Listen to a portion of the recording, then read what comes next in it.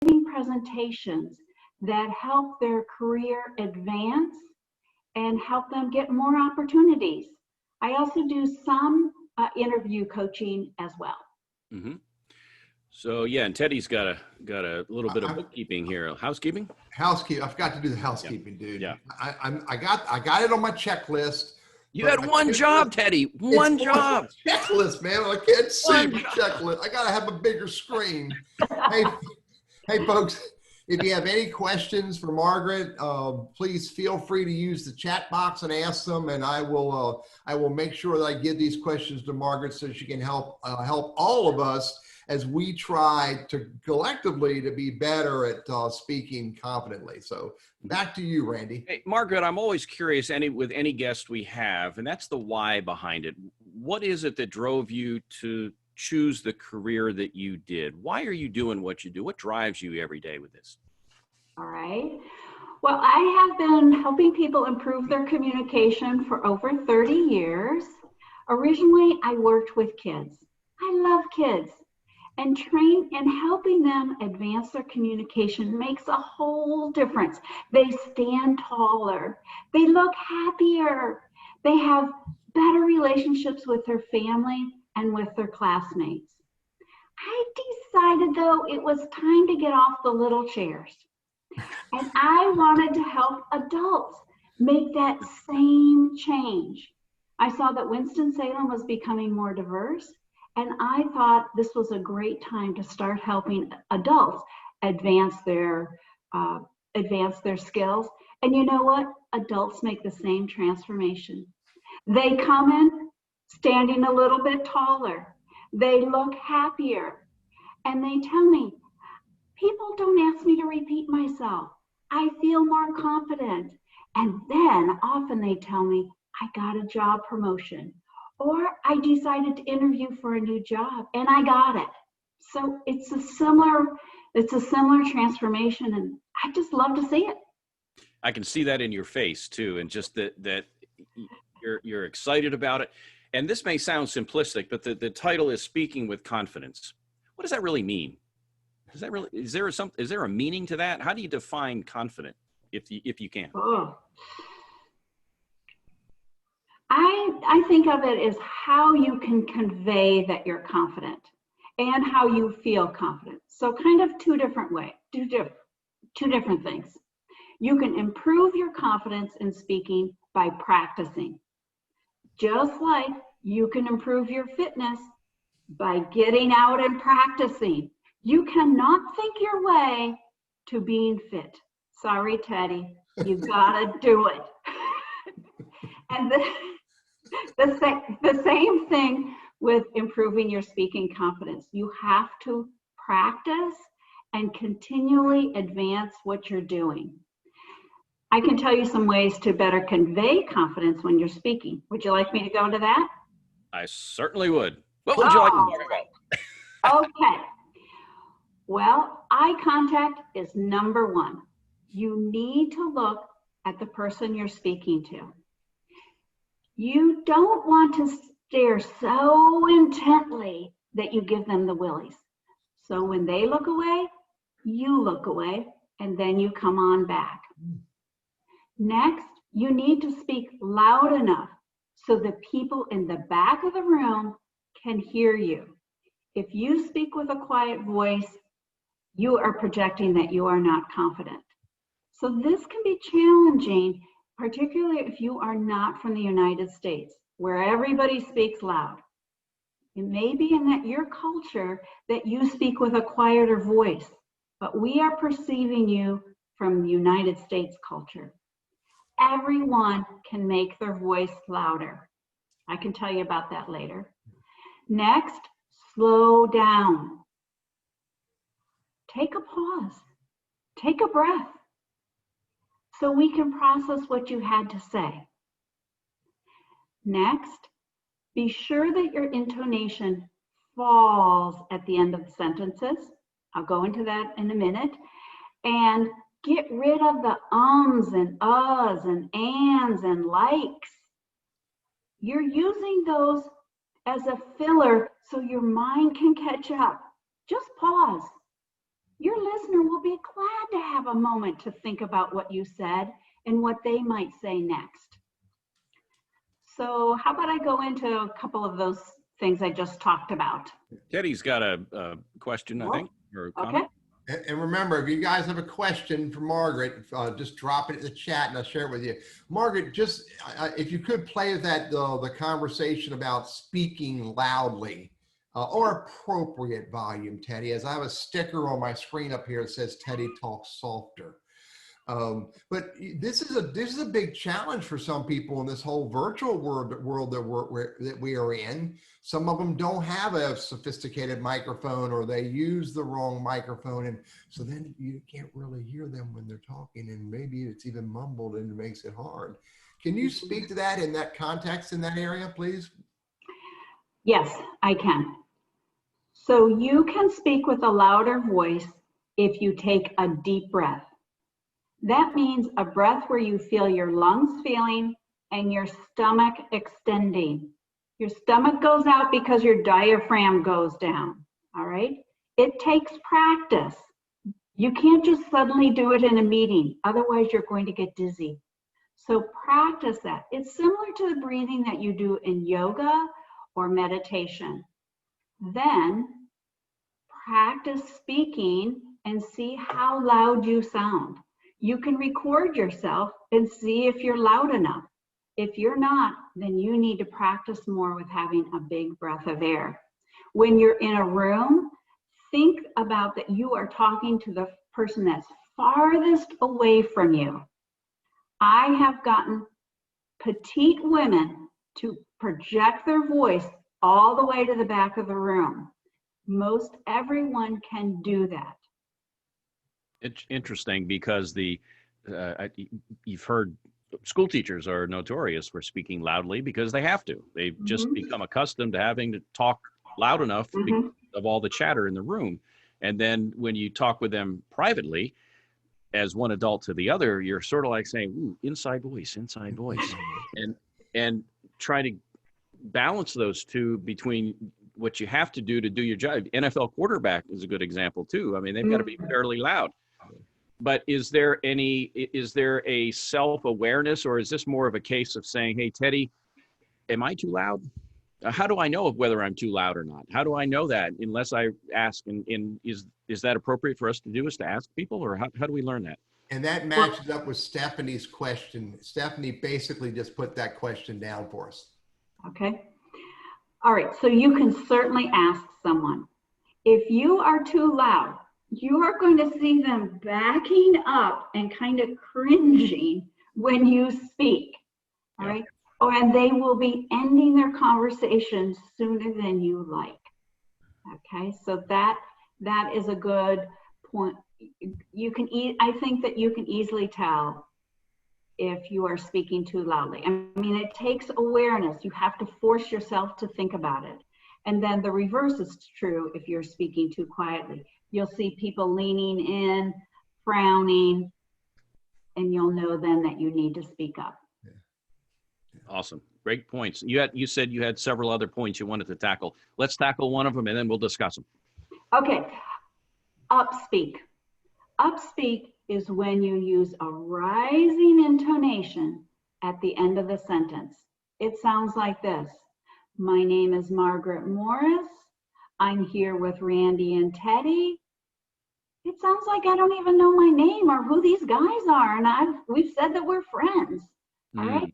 So you want your intonation to go down. I'm Margaret Morris. I'm here with Randy and Teddy. We, women particularly, and young people, are more likely to use this pattern when they feel uncertain or they don't want to offend anyone. But once you are looking for a job and you are in the job market, this is going to hurt how people view you. It takes practice, but you can do it. Record yourself. See if you're doing it. Ask your friends. Ask your parents. They are going to tell you. That's and called then upspeak. Upspeak. Yes. Right? That's called upspeak. And I know people who speak that way. And you're right. Many times they are female or they are younger. right? Mhm. Right. It's sort of a way of ending almost with a question, meaning I'm not real sure whether what I'm saying is where it needs to be versus making the statement or asking the question. So all good information, that upspeak. And that's not a term that I heard growing up. My mom was an English teacher, and so I was raised with all the proper grammar and all of that stuff. And we can get into that later at some point. But is upspeak a relatively new term, or is that just not that I've just not heard of it since That's a recently? good. I don't know. I think it's a newer pattern of speech that people may not have used it when we were younger. I've heard that it's come about because kids are doing more group projects, and they don't want to offend someone. So instead of saying emphatically, I think we should do it this way, they say, what do you think about us doing it this way? And then it just becomes a habit, like most anything else, and you just keep on doing it. Gotcha. So upspeak is something to avoid, and also to remember the pauses that you mentioned as well. So, and speaking loudly, softly, and kind of getting that right tone. What's next on the checklist? What you got? My checklist? Yeah. What you got? Okay. Getting rid of ums and ahs and likes and you knows. I hate those. That's terrible. And Like, that's a question. like they're really, really like, they kind of are like annoying, like. Bruce asked that question too, so thank you, Margaret. First of all, we all do it.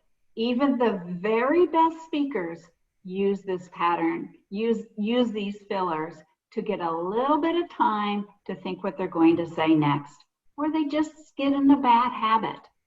But like any habit, you can break it once you become aware of it. I suggest you tape yourself, perhaps when you're talking in a meeting, and then go back with a checklist, with a pencil and a pad of paper, and chalk off how many ums and ahs you were using. Was it too many? You can do better by practicing. One practice strategy that I suggest people do is to talk through a process that they know well and that they can slow down and get rid of the ums and ahs. A process like tying your shoe, making chocolate chip cookies, going out for the mail.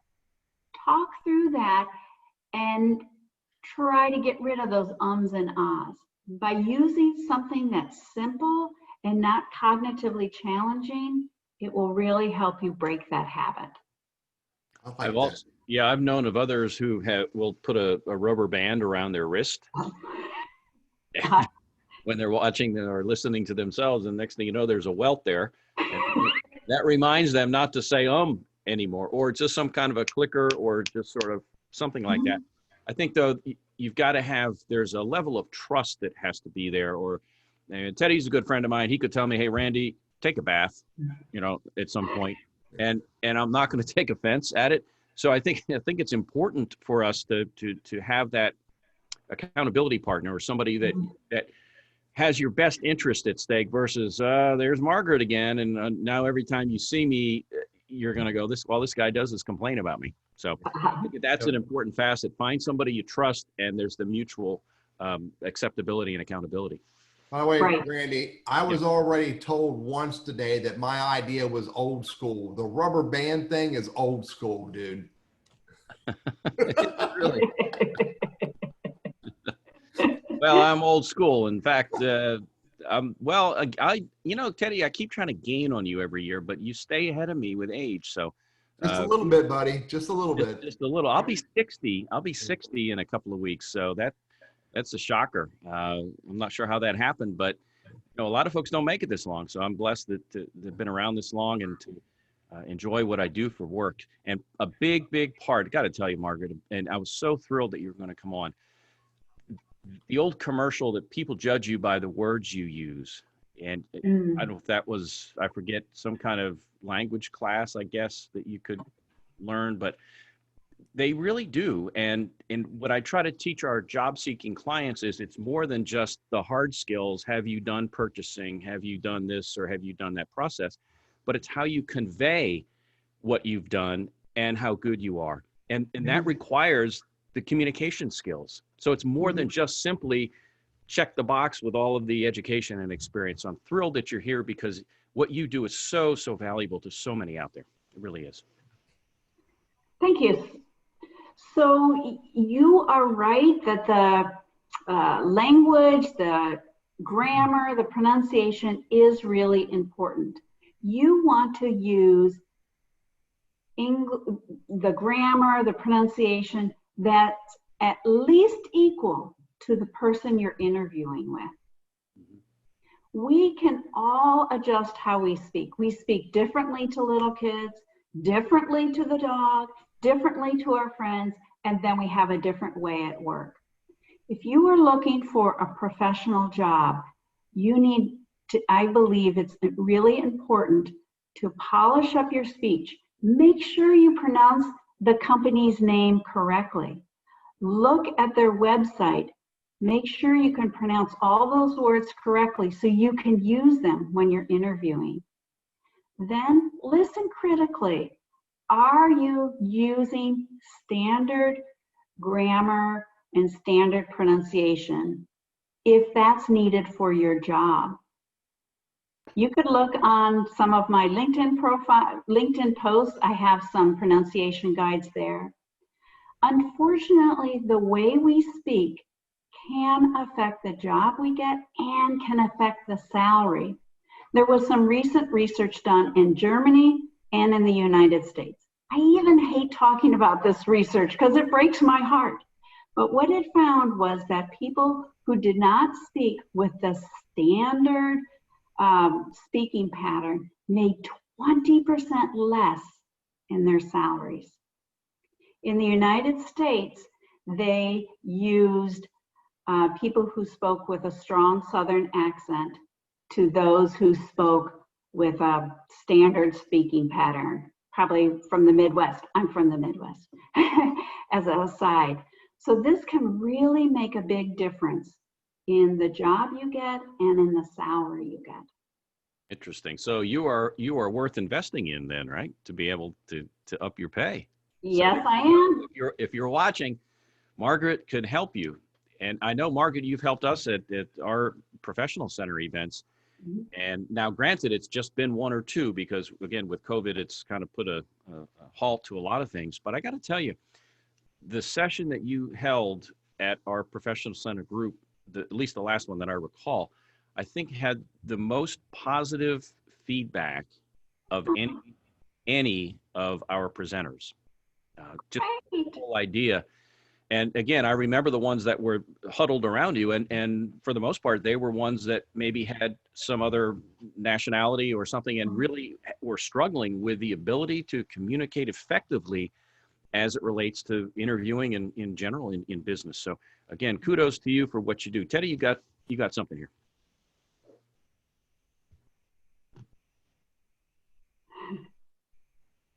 I think Teddy, is your microphone muted?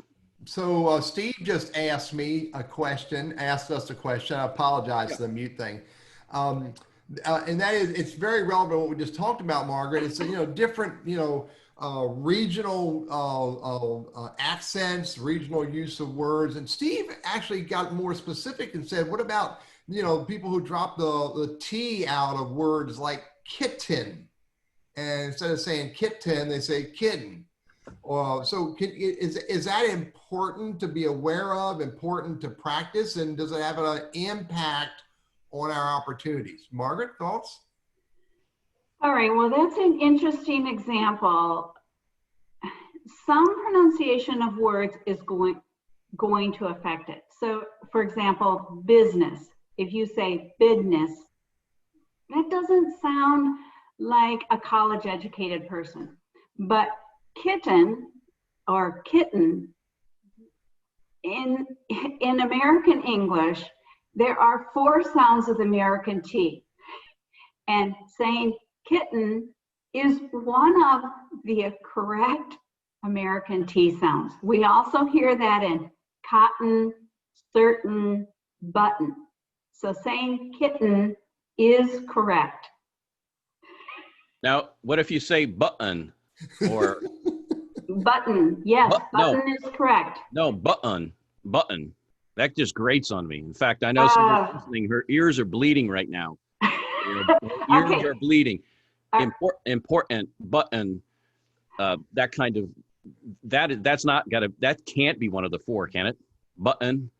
Well, you are doing it, I think, with more of a Southern accent to it, and probably in some settings that's just fine. So would you like to know the four sounds of the American T? Absolutely. Okay. All right. Bring it on. We have the T sound that's in to and take. Okay. To, take. There's a puff of air that comes out, and our tongue is right behind our top teeth. You can feel it if you put your wrist in front of your mouth and say it. You can feel that. Then we have the T that's at the end of the word, cat, that, bat. Same location, but there's just a tiny bit of air. Then the third sound we hear in photo, letter, butter. It sounds like D. So when the T is in the middle of a word and it's not in a stressed syllable, it sounds like D. The fourth sound is the sound that you're talking about, Randy and Teddy, that we hear in certain, button, cotton. That sound is made way back here in your mouth. Your tongue does come up, but the sound is actually coming back here, and it happens when the T is closely followed by an N sound. Interesting. When our kids were growing up, there was a neighborhood kid. His name was Quentin, and they used to call him Quentin.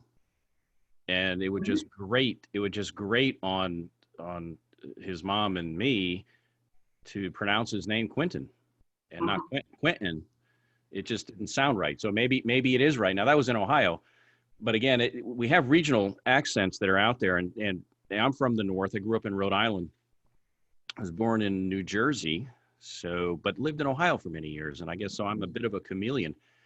It is interesting to me to hear people's regional accents and try to guess where they're from. Yeah. And you probably do the same. Sometimes. Now that the society has been so mobile with jobs and the ability to relocate and such, versus in the farm culture from many years ago where you kind of lived in that same community for much of your life. I think now you're seeing more migration throughout the country, and you're also seeing people coming in from other countries who have entirely different dialects. Is the I'll call it prejudice or the bias or whatever, is it any more pronounced now, or is it less so because we are even more so of a cultural melting pot these days? Hey, I'm going to hit the halfway through mark, Margaret, for you, if you'll allow me to go. And I got a question for you from Bruce. Okay. So halfway through the show, this is the Randy Wooden and Teddy Burriss Lunch Conversations. Our special guest star is Margaret Morris. The conversation today is all about speaking confidently during speaking confidently during job search and beyond. And so, Margaret, go ahead. Oh, let me give you the question I got, if I may, Margaret. Okay, sure. Bruce asked, I suffer from one word too many syndrome, using words like just often or frequently. He says, I catch it in emails before I send them, but know it comes across in verbal communications as well. Does that make sense? Is that something that you see or we should practice to be better at? So I don't know that I completely understand it. Well, I'll say it in my words, because I think I know what Bruce is saying. I'll use the word that too often. I'll use the word, here's one phrase okay, we're using the phrase grates on me. What grates on me is when someone uses words like, I'm just this. You know, I believe that's belittling what you are when you say, I am just this. Just wondering. Just wondering.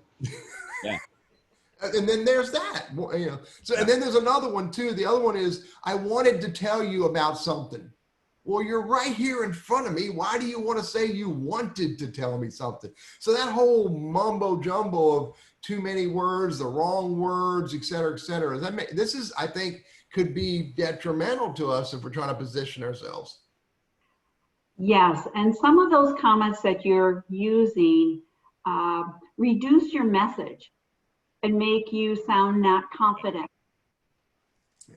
So I have heard something on a podcast about keeping a jar and making yourself accountable for these phrases that you're using. You call a friend, you can call me, and you tell that friend, every time I use that phrase, whatever it is, I'm going to put $1 in the jar.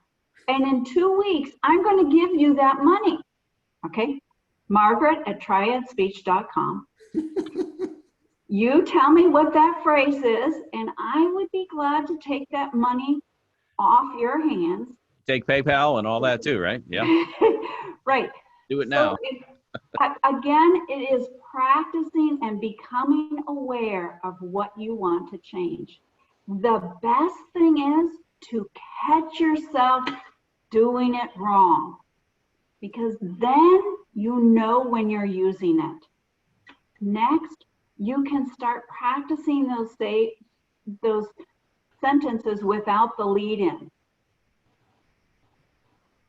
Put a note on your computer and try purposely calling you up, Teddy, and say whatever's on your mind, rather than saying, I was just wondering if we could have a few minutes to talk.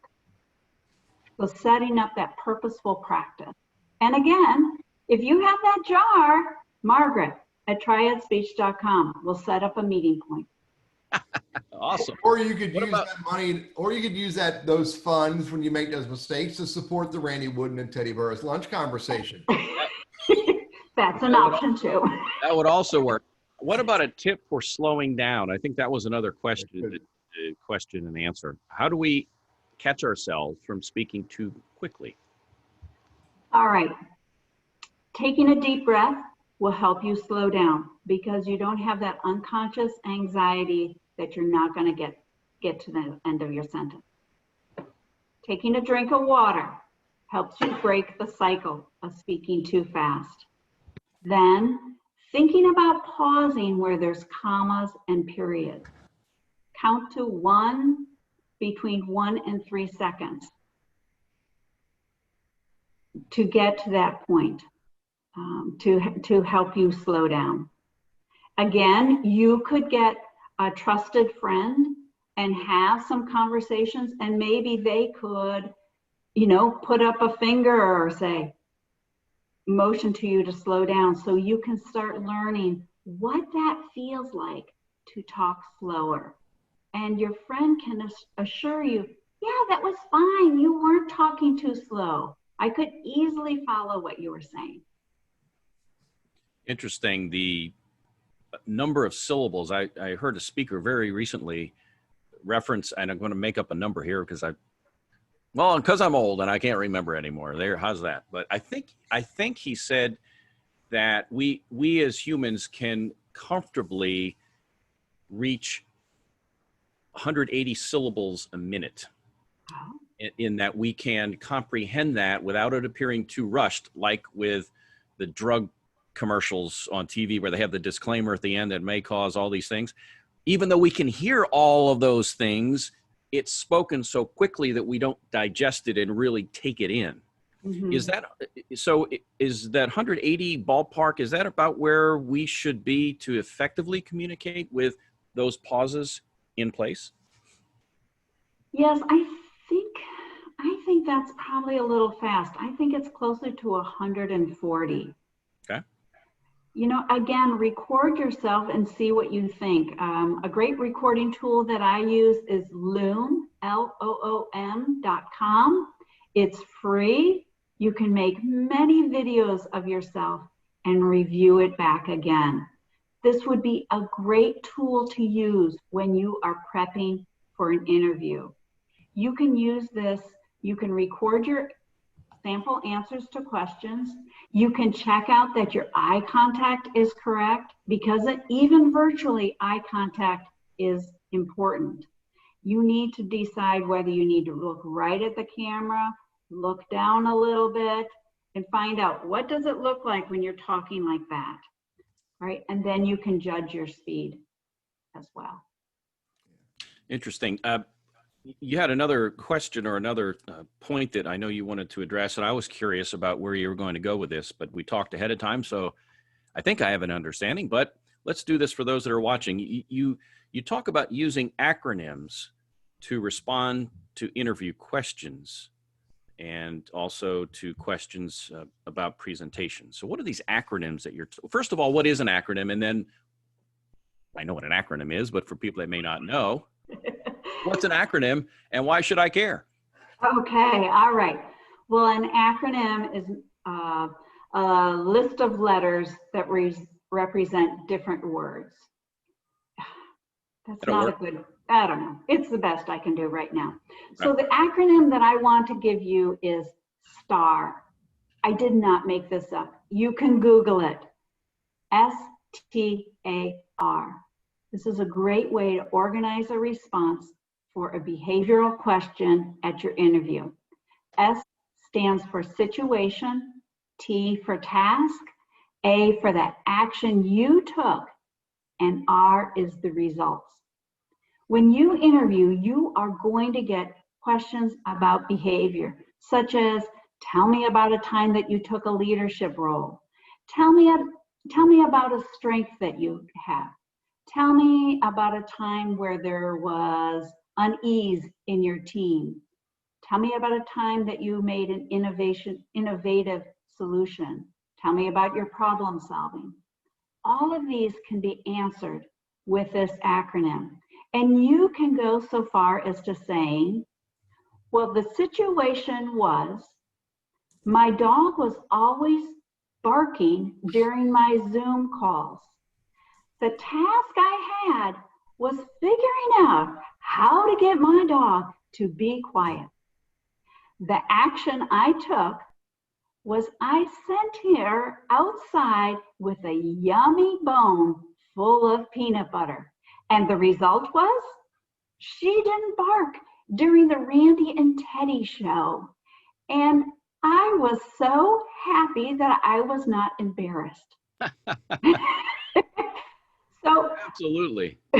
So I want to point out that this is also a good way to practice to take some kind of silly situation that doesn't take any cognitive energy to figure out how to use this situation, task, action, result, and then put it in to a cognitively challenging situation that relates to your interview. There's I don't know whether you mentioned it exactly, but the whole part about being conscious of something. And I think where you were going initially, you were talking about a simple process such as tying your shoes or something that you can talk through without having to consciously think about what do I need to do next versus trying to piece together an automobile engine. That would be, well, you wouldn't want me doing that, let's just say. But I like the idea of being able to have it ultimately become second nature. I do a lot of work on, I do a Fox 8 segment. Actually, Teddy, I'm going to start doing one every week now. So we'll see how all that flies, but that's a world exclusive just now released, but that'll start in October. Point being, when I get on there, I'm very conscious and very aware of not and ah and and ooh and all that, but I know my content. So my concern becomes if I'm asked to speak about something else, will I be able to think of what I need to say and also be aware, because this is a small brain here, am I able to also think about avoiding the ums and ahs? And that's a challenge. I don't care how often you do it. Do you have any tips for having your brain have to think about tactical stuff and then also not tripping over those and filler words? Any ideas? Okay. So if you're going to an interview, preparation. Right. If you're giving a presentation, preparation, practice. My dog loves to hear me practice. she had a good time listening to me practice for this event today when we went for our walk. So practice will help. Then if you're asked a question, repeat the question. If you need more time, you could put a comment on the question. Interesting question. So your question is, or the question is, very interesting, or great question. Now you cannot say every question is great, but you can use it to buy yourself time on some of those questions. I call those verbal cushions. And those are, a verbal cushion is something that you would say or maybe even do that would show respect for the question, meaning I'm going to get to it. It'll also allow people to drop defenses, especially when it's a challenging question. So I see you haven't worked in a year. What's up with that? And also it gives you time to think, to your point. It gives you time to formulate what you want to say. It also, again, shows that you didn't rattle me and we'll be able to work this out. So those are all good tips. You had mentioned also about being more engaging when you speak and present. Could you talk about that? What does it mean to be engaging? Okay. So you can make yourself more interesting when you're talking or giving a presentation or when you are interviewing. Mm-hmm. We've already talked about speaking loud enough and speaking slow enough. You want to smile sometimes, all right? Smiling, we want to talk to happy people, right? And when you're interviewing, they want to see that you are going to enjoy the work. So smiling is great. It brightens your voice and brightens your face too. Another thing you can do is use some hand gestures like I was doing. These hand gestures that from chest up do a couple of things. They open up your chest so you get a bigger breath of air. They brighten your face and they pull your audience back in so they're more engaged. It's said that our attention span is less than a goldfish. A goldfish is 9 seconds. So that means ours is 8 seconds. So you have to keep switching it up. Yeah, on a good day. Smiling, changing your speed, doing some hand movements. Make sure your voice rises and falls. Talking on a monotone is not interesting. I have two. I'm sorry, Margaret. You finished? You something else? No, I just keep your voice interesting. Ups and downs will really help. I have a question that came from Mark. Mark asked, no, I'm with you. I'm a huge fan of trying really hard not to have a monotone voice. Mark asked this, and I'll get to Mike's question in a moment as well. Mark asked, how do I get and I'm gonna put it in my words, Mark, how do I get myself to shut the heck up after I've made my point? Okay. I got Put a an pause. idea. You got one? Yeah, that is, give a pause. I'm not. Often we go on and on and on, and then I want to go on and on. And Margaret, I want you to understand that sometimes I just keep going on and on, and then Margaret, do you understand what I'm saying? Sometimes I just keep going on the answer. And how do I get this to realize I've said it already? Shut up. Okay. Well, if you're at an interview and you use STAR and you share the results, you're done. Period. Okay? If you are giving a presentation, you have an outline and you know where your end is. If you are responding to a question after a presentation, you could use some way to organize it and state your position, and then that's it. Randy, what was your idea? One is to ask a question. Did that address your question? That forces me to shut up all the time. Yeah. Right, Teddy? You and me both, buddy. Right? I just did it. I did it. It made him talk. The other is, and I don't know that this is scientific, but it's something I've observed, and any of my coworkers or clients have heard me say this. So here you go. But when I'm coaching interview candidates, most interviewers will not necessarily cut you off as they might in everyday conversation. Teddy and I are peers. We can talk back and forth. I'll cut off the end of his sentence. He'll chop off the end of mine. No harm, no foul. But in an interview, sometimes you can just drone on and on and on because you're sitting there going, hey, you know what? I got 20 more minutes to impress this guy. Otherwise, I'm out of here.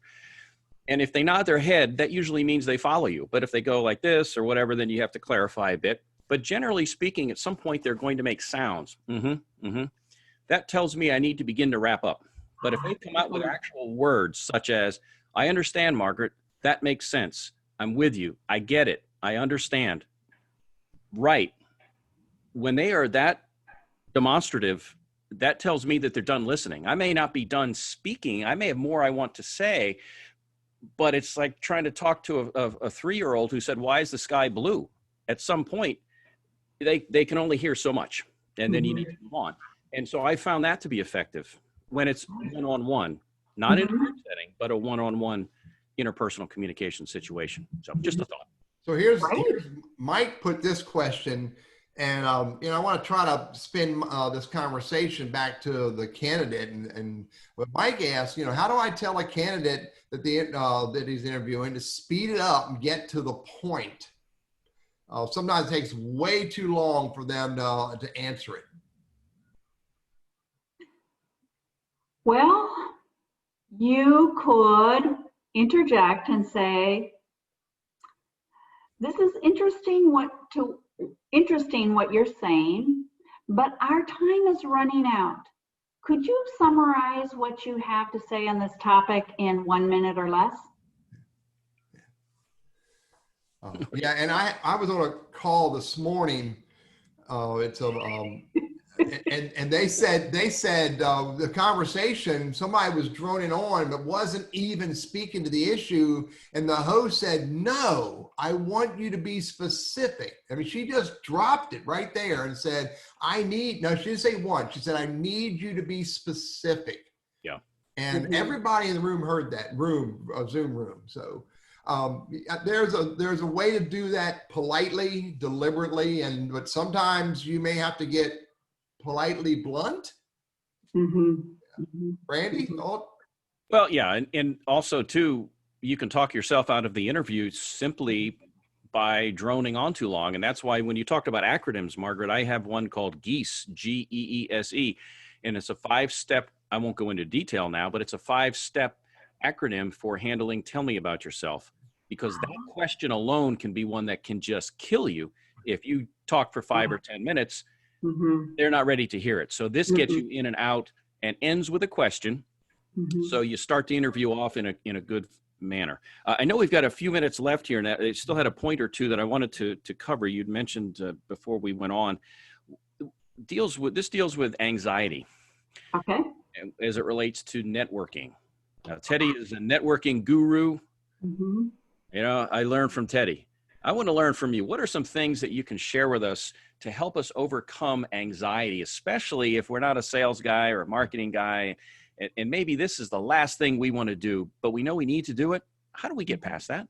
Margaret, can I share my thought and see if this is old school? You just let me know. Sure, go for it, Teddy. Randy, would it just look at everybody and just think that they're all naked? Oh, that's old school. Never mind. Margaret, do you have a more sensible idea?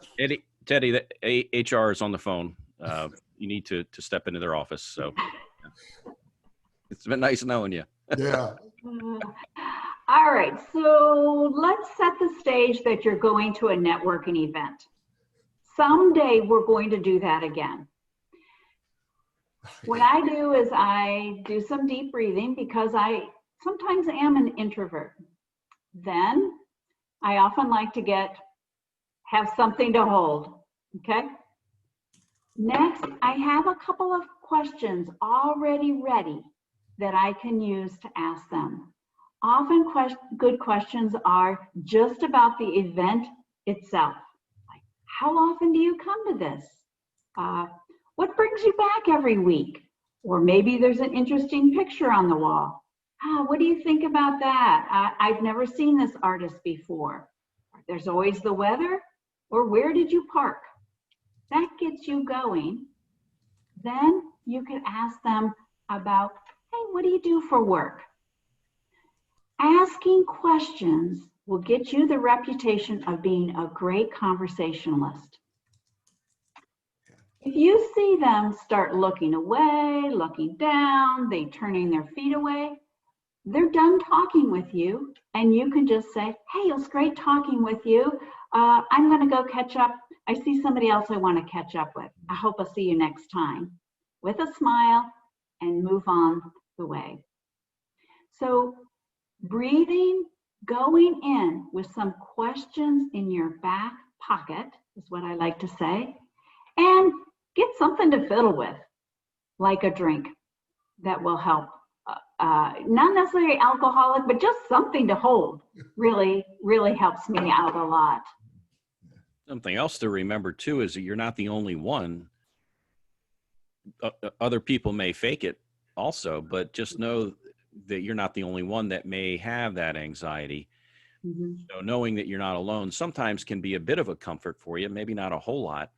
Also, you may find too that if you talk to somebody like Teddy, for example, you can say, Teddy, who are some people here I should meet? And maybe Teddy can provide that introduction versus you just kind of walking up and going, hey, because that can be challenging for a lot of folks. Teddy, I know you do a lot of coaching about networking. Anything you'd like to add to that? Well, I will tell you, beyond my joke about I had a Toastmaster coach years ago, told me, if you're stressing out doing a speech, imagine everybody in the audience wearing their underwear. Now, I always thought that was a joke. I never thought anybody would coach to think that way. And so, but what I do think this way is that when I'm networking is we are all humans. There's no difference between us. If we really look at it as we're all humans, we do things different, we have different experiences, but we're all just people. And I've never, truth be told, and I challenge anybody to tell me this is not, that I'm wrong at this, nobody has ever died from networking. There you go. It's just people talking. And there's a lot more to that, Randy. Start with a question. In my closing remarks, I have a story in that regard. Oh, do you? Okay. I do. I got a story, dude. Well, anything else you'd like to add about the anxiety issue when it comes to interviewing or networking, or just anything with regard to anxiety? Okay. I think the other thing about networking is set a realistic goal. Don't think, if you are an introvert, that you're going to go in there and meet 10 incredible people. Okay? Set a goal like, I'm going to talk to 3 people. All right? If you are feeling really bad, don't go. You are not going to have a good experience, and you are not going to represent yourself well. The other thing is, you can, once we're really out and doing things again, have a bunch of tiny little conversations all day long. Speak to the person that gets your coffee. Talk to the person at the grocery store. Talk to the person at the dry cleaner. Just have these series of little conversations to build up your comfort in having them, so you're ready to go when it makes a difference for you. We've got a few minutes left. One other topic, and we've kind of danced around this a bit too. So, and again, we've only got just a few minutes left, but it deals with interviewing and presentation skills. Anything you'd like to add that maybe we haven't touched on when it comes to interviewing, for example? Let's see, I've talked about going to the website and making sure you can correctly pronounce all the words there so you can use them again. Use what you see on the website in your responses to questions. Be prepared with how you're going to describe yourself, as you said, Randy, or talk through your resume, and time yourself. They are only going to want to hear about a minute, all right? And the only way you're going to know how long a minute takes and feels is to time yourself. Good advice, yeah. One of the things too that and we didn't touch on the percentages, but the studies showing that 55% of interpersonal communication is body language. And you referenced eye contact, that sort of thing, how people are dressed. Again, how the handshake and so forth. 38% the tone of voice, and that deals with the pauses. It deals with the intonation, up, down, and all that kind of stuff, right? And then also only 7% are the actual words. Now we want to pronounce those. To your point, we want to be able to pronounce them and use the proper verb tense, speak loudly enough, and so forth. But again, interpersonal communication is a critical component to getting hired. It's not just the resume. This is a long time ago. I had when I was a recruiter, I started in recruiting back in the 90s, and I had an engineer on the phone. Now, engineers typically are not the most verbose folks, and they're kind of cut and dried and so forth. So I was asking him to articulate what he did on the job.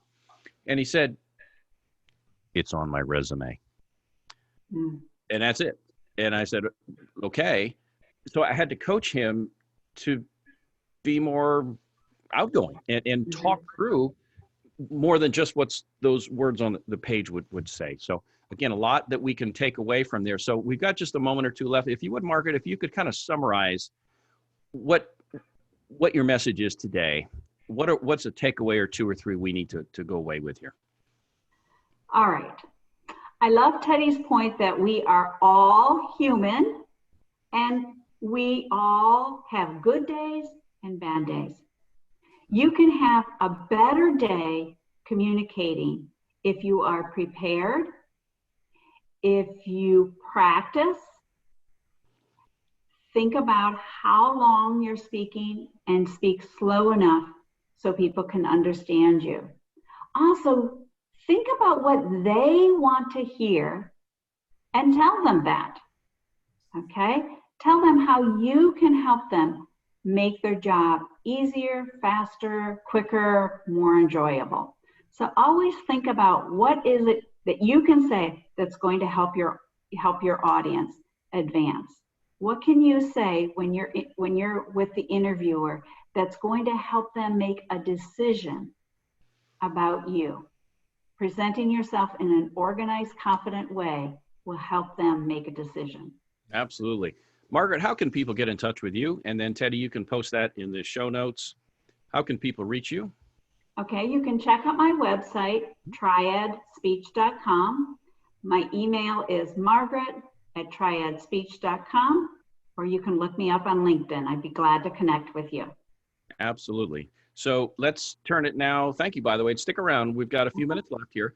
But Teddy, let me turn it to you, and then I'll have a little, I don't know, I'll make up something, but we'll do it. And then we'll talk about next week's show. Yeah, so I'll talk about next week's show now. Next week, we have John O'Connor out of Raleigh, North by Golly, Carolina. And John's going to speak on a topic that I'm really enjoying, and that is networking in a virtual environment. So that's next week, John O'Connor.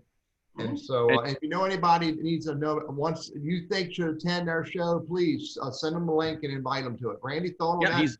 Well, actually, yeah, he sent a link to me. I think he just had an article that ran in Forbes magazine or in a website dealing with Forbes that talks about this topic. So looking forward to that, because as we all know, we're not going to be meeting in big groups anytime soon. So we need to get on board with this whole virtual networking. So Teddy? Yeah, and so after each of our special guest stars who attend us, thank you very much, Margaret.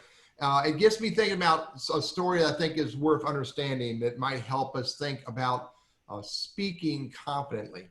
And the first of all is that practice is important. And by the way, I write notes. You see me scribbling. I don't pull all this stuff out of my head like my buddy Randy does, because he can do that. I can't, because I'm a little bit older than he. But I write notes, and my notes aren't the script. They're little words. I wrote the little word, great conversationalist. A really good friend of mine is a great conversationalist. And the reason he is a great conversationalist is because he asks questions and listens, not because he's full of stories. And the other thing that came out of this that really made me think, Margaret, is that I don't need to come to the party with this grandiose story. Oh my God, this is the biggest thing since sliced bread. Little stories that make people smile. Little stories that make people perk up with interest. It doesn't need to be huge. I think we try too hard to say novels, and we should say little quotes. And try hard, Teddy. to think instead of uttering filler words. Randy? All good advice. Filler words can trip you up, especially when people latch on to them. An occasional it kind of makes you feel human. If you've ever listened to somebody who never says that, they almost sound robotic, especially when they're all excited like this the whole time. And the next thing you know, oh my goodness, be real here. And again, it goes back to this interpersonal communication. So much of this is also body language, and it's the tone of voice. It's not just simply the words that you use. And I think the older I get, I realize the more I don't know.